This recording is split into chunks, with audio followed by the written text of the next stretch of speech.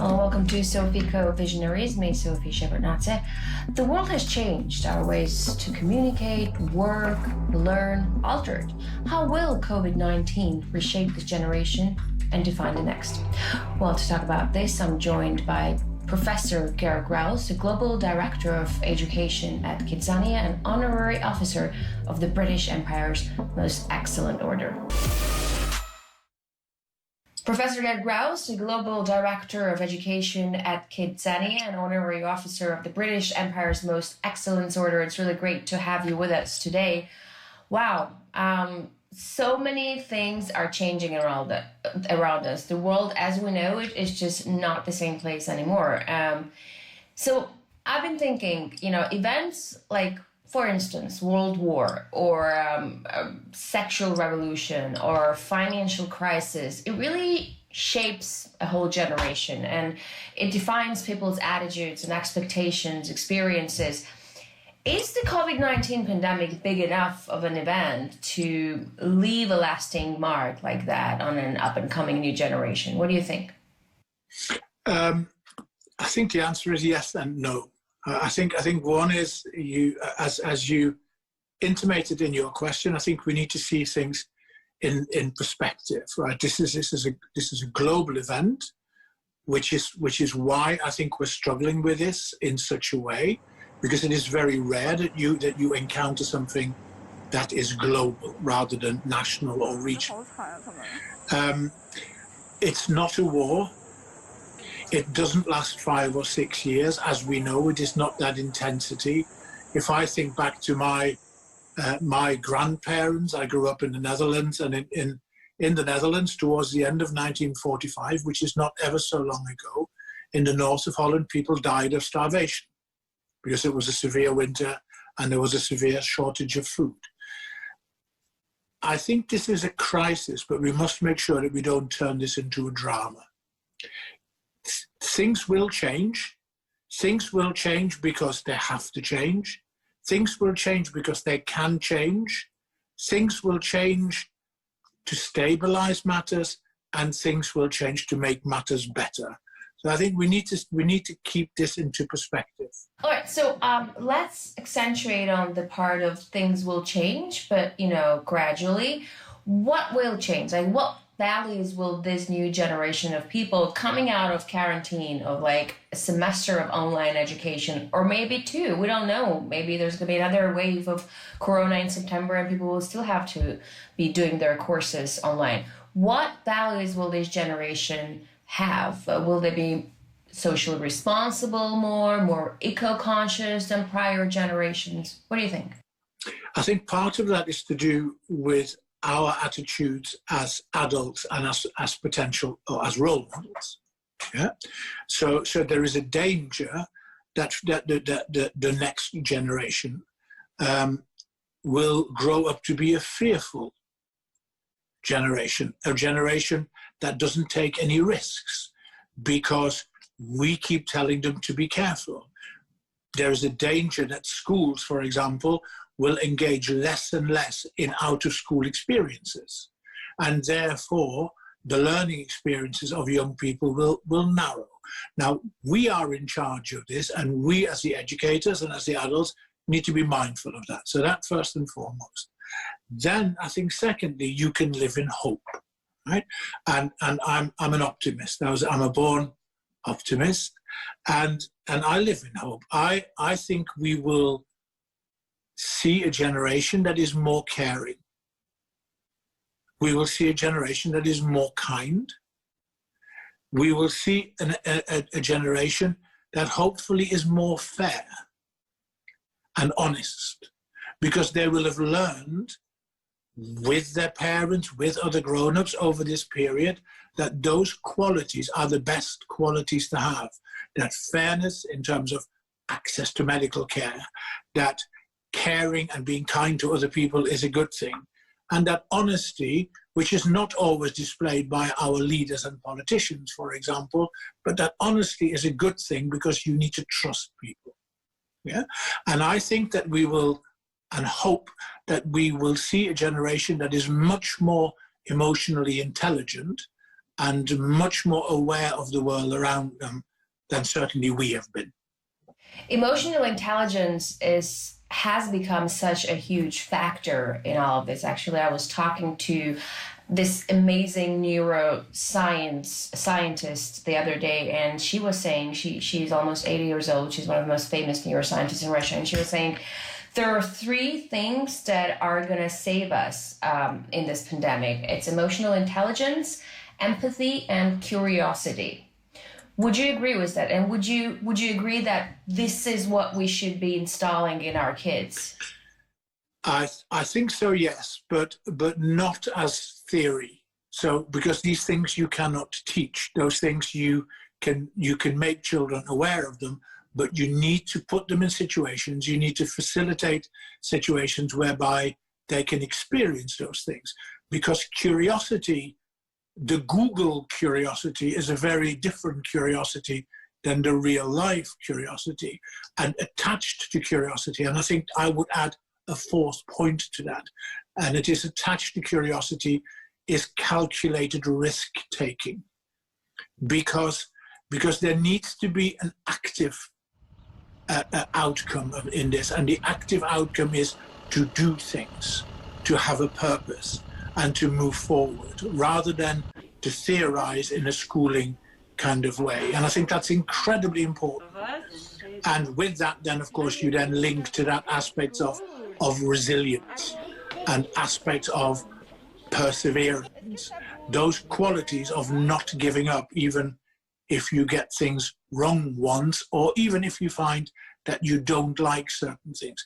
Finding that you don't like certain things is a positive and not a negative. So I would add the element of calculated risk-taking to that, and attach it to the curiosity element of the 3 points you mentioned. And of course, I mean, a lot is also going to depend on what our education system is going to look like after the pandemic, because we're all waiting for this to be over, but we are seeing it as we speak, how the whole system is being transformed. And further we go ahead, more we hear about the thing that, the online education is the future. And this is going to replace the one-to-one class communication sort of education. So what is your take? Do you think the education system in itself is going to undergo a drastic change? I hope so. I hope so. I sincerely hope so.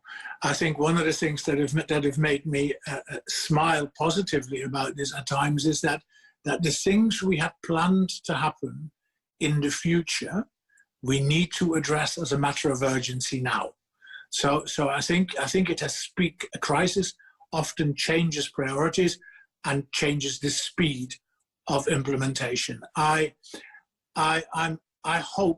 convinced that online will not replace offline. It would be a very bad thing if that happened. And I think one of the interesting things that's happening is that many things that were meant to happen, that were forecast by futurists or techie people, whoever these people are, I think they will prove to be wrong. The school, particularly the elementary school, has proven to be such an important factor globally in coping with this pandemic, because the school all of a sudden is much more than a school. It has become a community center where in the poorer, disadvantaged parts of the world, people have accessed food, people have accessed all sorts. So I think we need to think around not what is going to be replaced, but what is going to be different. Schools will exist. They might not quite exist in the way they do now, and one hopes that it doesn't, because the way schools exist at the moment goes back to the Industrial Revolution. The way that we teach children. What should be changed? Because you're saying that everything is being paced up by this pandemic. Yes, everything that was supposed to happen in 10 years is happening now. You're saying online education is excluded. It's not going to replace one-to-one in class. Okay, so that thing we're clear with. So then what will change? What do you think will be different about the educational system that we're going to get after this pandemic? I think first and foremost, just to come back to that point, I think online education online learning will play an important part in the future of education. It will not replace schooling. It will not replace one-to-one. It will enhance it. It will add value. It will allow children to learn differently individually. It will allow children to learn differently in groups, because the groups can be everywhere. And it will allow children access to knowledge quicker and better, and the kind of access that you cannot get in the school. It will not, however, replace the classroom. The school will remain the focal point of where the teaching. Okay, so the amount of the communication that a student and a teacher get one-to-one will stay the same, you're saying, and the online platform is just going to be an addition to what we already have. Yeah, and I think we also need to, when we have this conversation, I think we need to have a picture in our head of what we mean by the child and who we mean by the child. So the one thing that is absolutely clear, that a crisis allows you to shine lights, and sometimes those lights are shone in areas that are less attractive. And one of those less attractive areas is the enormous inequality gap that clearly is still there. So which child are we talking about when we're talking about online learning? Are we talking about the child who goes to the independent fee-paying school in Moscow or in London, where the parents can afford a big house, the child has a room on his or her own and has access to iPads, iPhones, laptops, and whatever else? Or are we talking to the child who lives in the city centre, who lives in a disadvantaged, deprived areas, where the house is small, where there is no internet access, and where the parents can't afford a laptop or an iPad?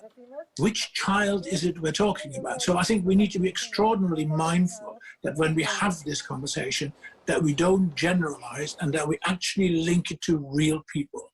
And I think the biggest danger that has come out educationally out of this crisis is it has highlighted the huge inequality that exists. And I think one of the things that educationally and politically needs to change is access to the internet for educational purposes needs to be added to the lists that essentially are human rights. Professor, we'll be right back. When we're back, we'll continue talking to Professor Geert Graus about how the new generation will be shaped after the COVID-19 pandemic is over. Stay with us.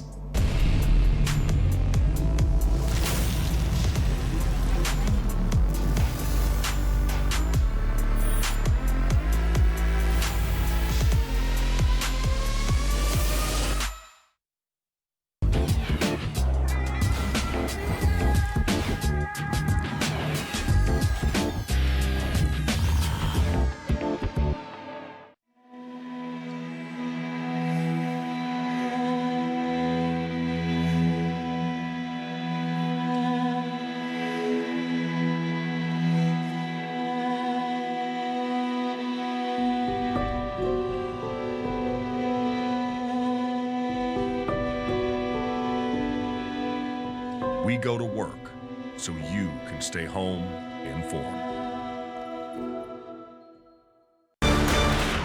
As the culture war rages unabated, the billionaire class is only getting wealthier. Their wealth has skyrocketed 20% or $584 billion since the start of the pandemic/lockdown. How will this fact shape the coming recovery? And is a permanent underclass the new normal?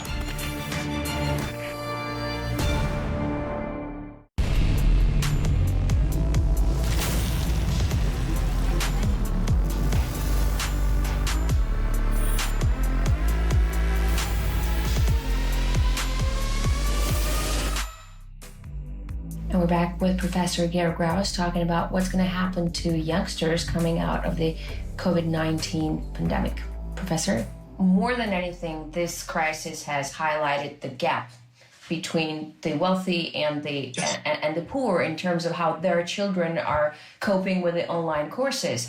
And also, correct me if I'm wrong, but I do feel like 99% of parents who have their kids at home figured out that the online courses, there's no way can be something that would replace one-on-one education with a teacher, especially for the beginners. I mean, when your attention span is so little and you need to be guided each step of the way. I mean, you can't expect like 6, 7, and 8-year-old kid to sit in front of a computer for 5 hours and be focused on whatever his teacher is saying, right? But then you're saying that for sure, now we understand that the online education will not replace one-on-one education, but you're saying that we will have the additional online platforms. So you're saying that we should make sure that everyone has access to those platforms, and that is the foremost goal for the future, right? That is the first task. Then the next thing that we need to do is we then need to invent or qualify rather than invent the place that online learning has within this big education piece. And I'll give you a very simple example. So if I'm talking about teaching children about traffic, for example, be that car traffic or public transport or flying or whatever, then to be able to use the internet to interview pilots, cabin crew, and people who design planes, to add a touch of reality, to add practice and experience to the theory. The internet is a superb tool to do that. So that content development and adding value is immensely important. But of course, it always brings us back to that first point. If you haven't got internet access, you are excluded from high quality education. Not fair.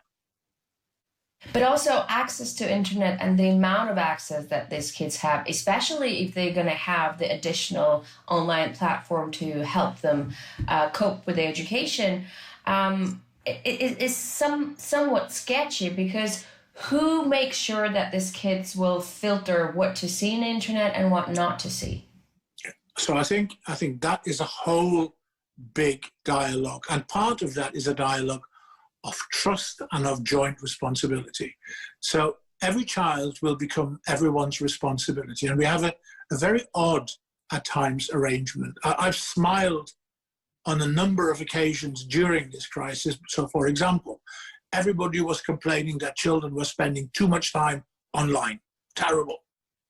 All of a sudden, we want them to spend time online because we've discovered at the moment it's the only way that they can learn. So that debate seems to have shifted, right?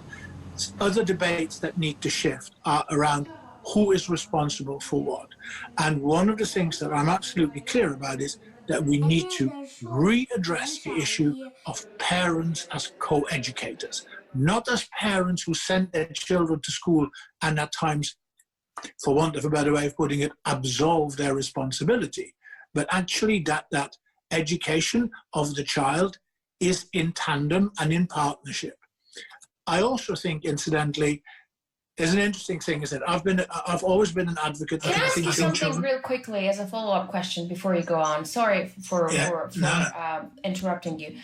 But don't you think we'll be tapping into a dangerous territory if we have parents as co-educators? Because we always had this really clear-cut sort of division that school takes care of education and parents take care of bringing up. I mean, giving good morals, making your kids good human beings, and giving them access to good education. And then, school takes care of education. Do you think teachers will be okay with parents starting to co-educate the kids with them?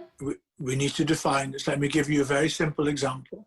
So schools are there to school children. They are not there to educate children. Educating children is a much wider spectrum. Schooling is Monday, Tuesday, Wednesday, Thursday, Friday, 9 to 4, delivering the subjects, teaching the subjects that the government requires them to teach. The education of the child and the role of the parent is an adding value one. So, for example, again, you have just studied Shakespeare. You're in an English school, you've just studied Hamlet or Much Ado About Nothing or whatever it is, and the role of the parent may then well be defined as you've read the play in class, you've interpreted the play in class. The parent, the homework, the family homework will be to, as a family, either go and see Hamlet in the theatre or watch it on a video at home, so that the child has an other angle to approach this. Why would that not happen? So the education is a matter of co-educating. The schooling is the responsibility of the school. Here's another large question, I guess, because the newer generations of digital natives, they can't imagine life without gadgets, which are, for young people, becoming a natural extension of themselves. So handwriting as a skill is becoming obsolete. And I've even heard that reading handwritten text can be a stumbling block for them. Is that a bad thing, or is it just a natural course of evolution? See, I'm trying to figure it out for myself and for the children. No, there is research to suggest that that is the case. And I would strongly advocate that, particularly in the early years of schooling, i.e. the equivalent of elementary school, that handwriting, just like arithmetic, is a skill, is a life skill. And therefore it needs developing. We will take notes, we will take quick notes, we will practice writing in a creative form, and it just allows, it's a functioning of the brain that allows the child to develop better than just put them in front of a keyboard and teach them to type. Okay, talking a little bit more about putting a kid in front of a keyboard, computer, internet, the amount of information that comes into our lives with the internet is growing exponentially. And what I may find overwhelming for today's kids is natural. And they navigate freely in this dashing flow of information. Is it an indication that the new generation actually is smarter than us? I think they are smart. That is to be seen. I think they are smarter and very quick to access. Whether they are smarter to progress that information and form judgments that are the right judgments, that is to be seen. Yeah. So I'd reserve. I have a 14-year-old. I'm full of admiration. I think what she's able to do, I was never able to do. But then I suppose if I look back, what my parents said of me is that what I was able to do, they weren't able to do. So perhaps that's a natural progression anyway. I do think, however, that we need to rethink in general that role of technology and education and the role of technology and work. I've been working a good number of years now, and every time a new technological development came along, I was promised it would make my life easier. I was even promised that I might work 3.5 or 4 days per week and have more time to myself. I now have a global role. If I don't turn my phone off when I go to bed, it will ping 24 hours. I promise you, it's not made my life easier.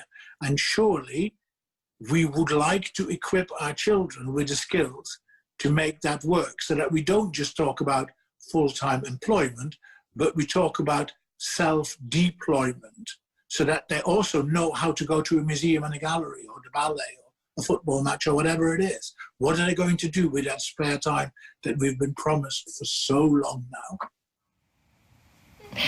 But tell me one more thing, because I've interviewed, like I said, many neuroscientists lately, and they tell me that our brains and the brains of people before the internet and the brains of digital natives work completely in a different way.